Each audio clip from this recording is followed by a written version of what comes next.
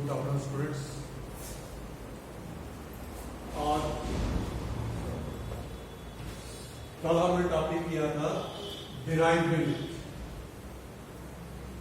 ठीक है, derived unit के बाद आज हम करेंगे subsided units.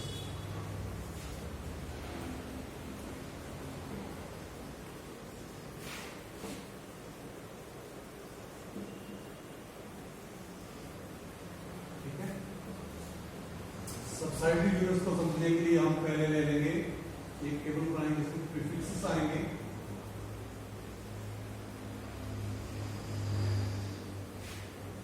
Symbols,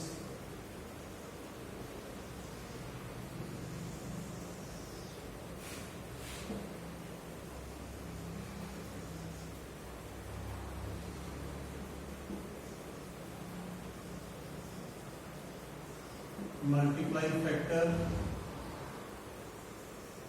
and examples।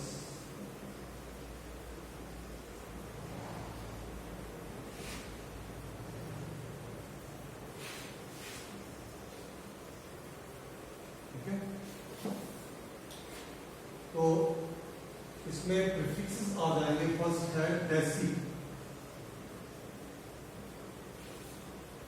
Deci का जो सिंबल है ये स्मॉल डी। इसमें मल्टीप्लाइंग फैक्टर जो है वो है 10 पावर -1। ठीक है, तो अब इसकी एग्जांपल में आ जाएगा 1 डेसीमीटर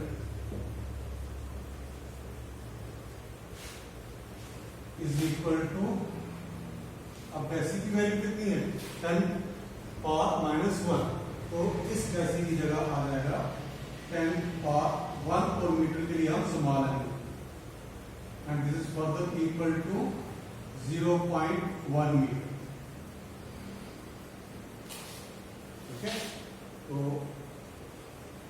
इसी तरह डेसी के बाद आ जाएगा सेंटी। सेंटी के लिए होता है स्मॉल सी, और यहां मल्टीप्लाइंग फैक्टर है 10 पावर -2, तो यहां आ जाएगा 1 सेंटीमीटर इज इक्वल टू, अब सेंटी की जगह वैल्यू आ जाएगी 10 पावर -2 मीटर, और ये किसके इक्वल हो जाएगा 0.01 मीटर। देन सेंटी के बाद है मिली। मिली के लिए सिंबल है स्मॉल एम, और इसके लिए मल्टीप्लाइंग फैक्टर 10⁻³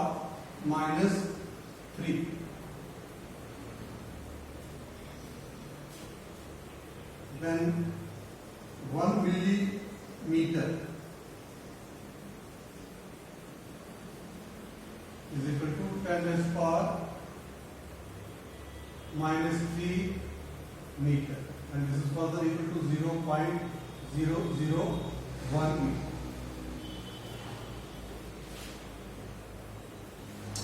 मिली के बाद नेक्स्ट सबसाइडेड यूनिट है माइक्रो। माइक्रो को हम डिनोट करते हैं बाय सिंबल, इसको कहते हैं म्यू। इसकी वैल्यू है 10⁻⁻6। 1 micrometer is equal to 10 power -6 meter।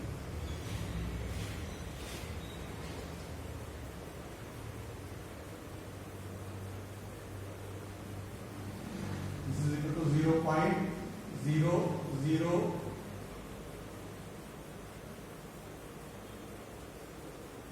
meter।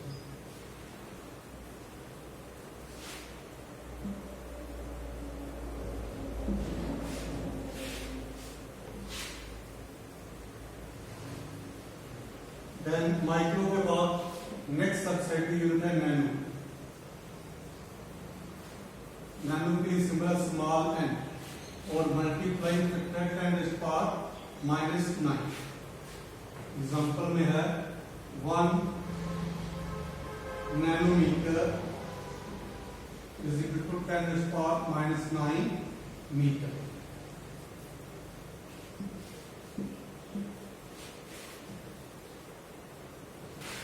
Nano के बाद नेक्स्ट यूनिट है पिको, इसके लिए सिंबल है स्मॉल p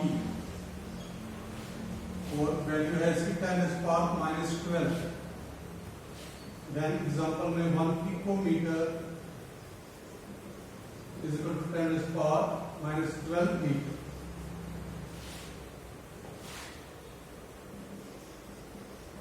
पिको के बाद फेम्टो, इसके लिए सिंबल है स्मॉल f 10⁻⁻15 और 1 फेम्टोमीटर is equal to 10⁻⁻15 metre.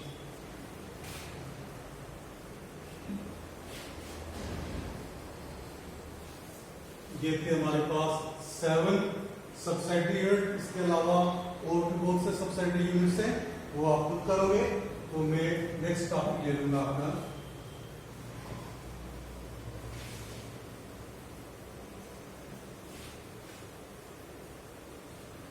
Next topic है डिफरेंस बिटवीन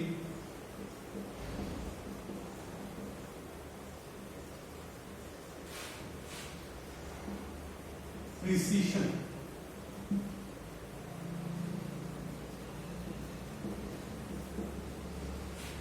एंड एक्यूरेसी।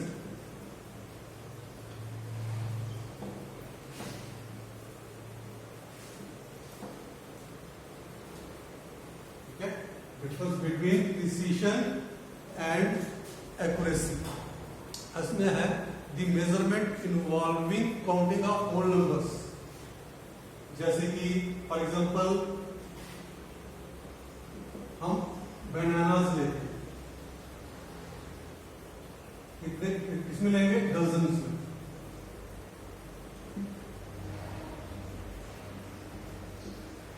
तो डजन क्या है? Exact number.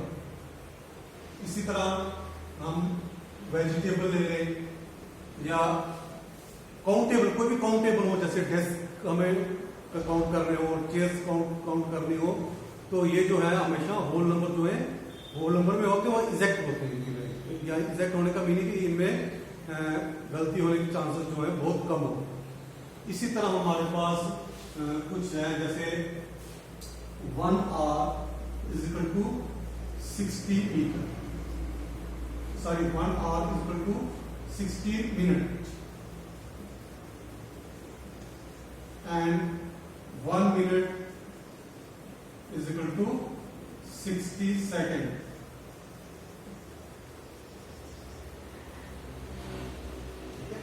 अब ये जो डिफाइंड क्वांटिटीज हैं, ये भी एग्जैक्ट होती है, इनमें गलती होने के चांसेस बहुत कम होते हैं। लेकिन अगर हम कुछ मेजरमेंट करें, जैसे कुछ साइंटिफिक मेजरमेंट्स हैं, मेजरमेंट करते हैं तो उसके कुछ डिवाइसेस की जरूरत पड़ती है। डिवाइसेस की हेल्प से हम मेजरमेंट करते हैं। अब वहां गलती होने के चांसेस थोड़े से बढ़ जाते हैं। तो अब जो भी चीज हमने मेजर करी है उसकी डिपेंड करेगा एक्यूरेसी ऑफ measuring device।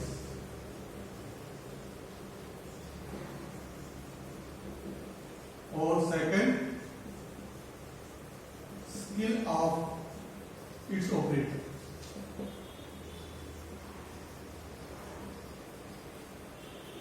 ठीक है, तो इसको सिंपल समझने के लिए हम एक रूम ले लेंगे, हमें उसकी लेंथ की मेजर कर, उसको मेजर करने के दो तरीके, या तो हम उसको मेजरिंग टेप से मेजर करें या बाय पेसिंग उसको मेजर करें।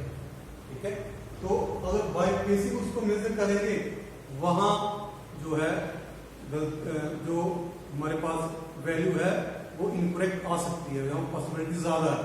जैसे कि हम एक रूम ले लेते हैं, उसकी एक्यूरेट जो लेंथ है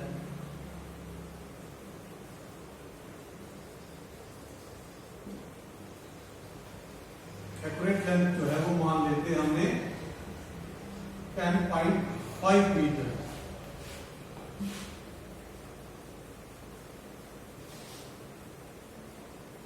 और इसकी इसको मेजर करते हैं हम जब बाय टेप और पेसिंग से। पेसिंग से जो मेजर करते हैं 5% मान लो, पर्सन ए ने मेजरमेंट ली, पर्सन बी ने मेजरमेंट ली, इसी तरह सी एंड डी, 4 पर्सन ने मेजरमेंट ली, पेश कर।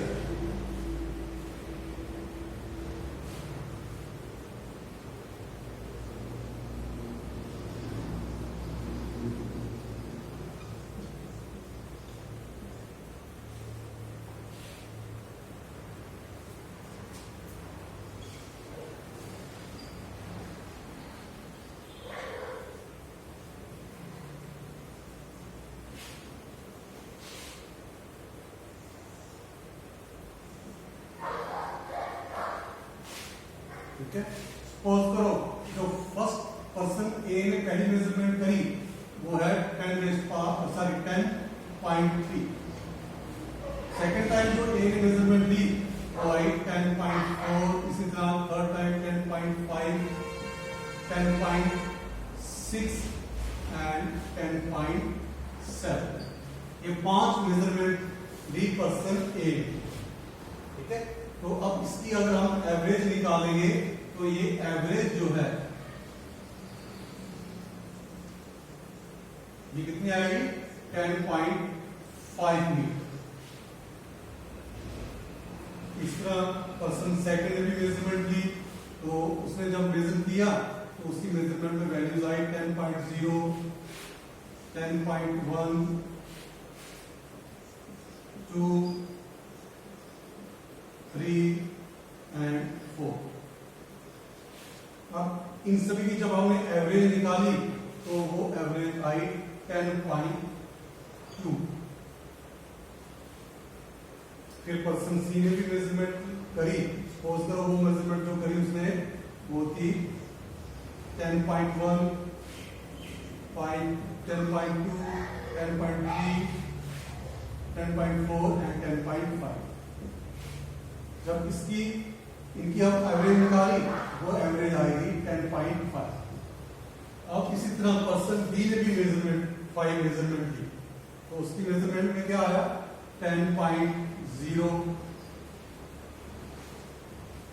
10.7, 10.9, 11.1, 11.3।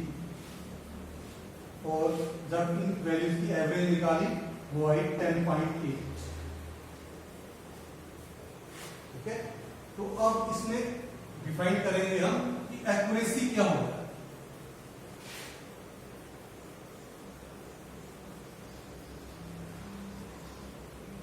ठीक है, जो मेजरमेंट है वो कितनी एक्यूरेट है। अगर ये जो एवरेज वैल्यू है इन मेजरमेंट की, इन 5 मेजरमेंट की जो एवरेज वैल्यू है ये एग्जैक्ट वैल्यू के क्लोज हो, और ये जो वैल्यू है आपस में क्लोज हो भी सकती है, नहीं भी हो सकती, तो ऐसी वैल्यू को हम क्या कहते हैं कि वो जो वैल्यू है वो एक्यूरेट। तो अगर आप फर्स्ट देखोगे यहाँ इन सभी की जो एवरेज है वो 10.5 है, वो एग्जैक्ट वैल्यू के क्लोज आ रही है, यानी इक्वल ही है। तो ये जो फर्स्ट हमारे पास मेजरमेंट है ये एक्यूरेट है। अब इसके बाद देखेंगे प्रिसिशन क्या होता है। प्रिसिशन में आप देखोगे कि ये जो मेजरमेंट उसने ली, जब ये जो वैल्यू आपस में क्लोज हो और इसीलिए अपनी एवरेज वैल्यू के क्लोज हो, और ये जो एवरेज वैल्यू है एग्जैक्ट वैल्यू के क्लोज हो भी सकती है और नहीं भी हो सकती, तो ऐसी वैल्यू को हम क्या कहते हैं प्रिसाइज। तो आप ये देखो कि ये जो वैल्यूज है आपस में बिल्कुल क्लोज है। क्या डिफरेंस है इनमें 0.1 का डिफरेंस सब में आपस में बिल्कुल क्लोज है, और इसलिए इसके भी क्लोज। ये देखो ये जो वैल्यू है यहाँ मिडल में आ रही है, इसलिए जो फर्स्ट मेजरमेंट है ये एक्यूरेट भी है और प्रिसाइज भी है। अब सेकंड मेजरमेंट में देखो, सेकंड मेजरमेंट में जो एवरेज वैल्यू है वो एग्जैक्ट वैल्यू के क्लोज नहीं है। ठीक है। अब क्लोज नहीं है इसलिए इसमें एक्यूरेसी पुअर है। जो सेकंड मेजरमेंट है इसमें accuracy it has poor accuracy. अब हम ले लेंगे प्रिसीशन। प्रिसीशन में देखो कि ये जो वैल्यूज है आपस में बिल्कुल क्लोज है, इनमें डिफरेंस है 0.1 का, और ये जो वैल्यूज है इनकी एवरेज वैल्यू के क्लोज है। यस, ये जो वैल्यू है इनके बीच में लाई कर दी, इसलिए ये जो सेकंड हमारे पास है इसमें गुड प्रिसीशन, पुअर एक्यूरेसी और गुड प्रिसीशन। अब थर्ड एग्जांपल देखो। थर्ड एग्जांपल में आप देखोगे कि ये जो एवरेज वैल्यू है ये एग्जैक्ट वैल्यू के इक्वल है, यानी बिल्कुल क्लोज है, इसलिए इसमें गुड एक्यूरेसी है। आप प्रिसीशन मेजर करो, प्रिसीशन में मेजर करोगे तो देखो ये वैल्यूज आपस में क्लोज है और ये इसके वैल्यू के भी क्लोज है, इसलिए इसमें जो एक्यूरेसी है वो भी गुड एक्यूरेसी है और जो प्रिसीशन है वो पुअर है। अब इसी तरह जो लास्ट केस है उसमें पुअर एक्यूरेसी है